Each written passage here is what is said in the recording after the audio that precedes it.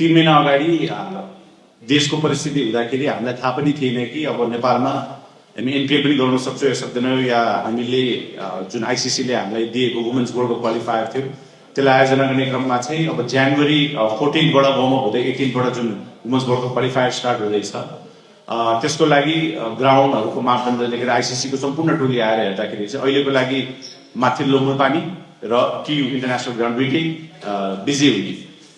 त्यो कारणले गर्दाखेरि हामीले प्लान गरेका थियौँ कि वर्ल्ड कप भन्दा अगाडि we wanted to bring in some very good team, ठुलो टिमहरू ल्याउने भनेर। तर जनवरी 12 देखि अलमोस्ट फेब्रुअरी 1 सम्म वुमेन्स वर्ल्ड कप क्वालिफायर नेपालमा हुने भएको भएर, प्लस यो वुमेन्स वर्ल्ड कप क्वालिफायर पनि मलाई लाग्छ नेपाल क्रिकेट सङ्घले आयोजना गर्ने one of the biggest tournaments हो।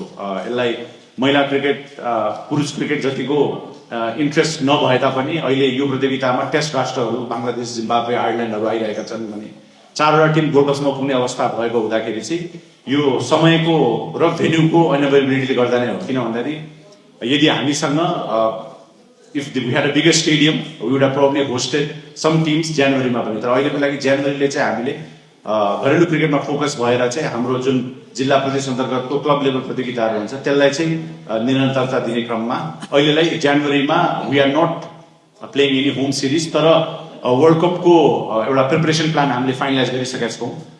त्यसलाई in the next couple of days हामी प्रेस रिलिजबाटै गर्छौँ कि नेपालले विश्वकप खेल्नुभन्दा अगाडि कुन कुन टिमसँग हामी खेल्दैछौँ भनेर। मोस्टली अवे सिरिजहरू हुन्छ, बट एउटा राम्रो स्केड्युल बनेको छ for Nepal leading up to the world cup and post world cup. I think सबै डिटेल्सहरू हामीले यहाँ सामु सार्वजनिक गरिसकेका छौँ।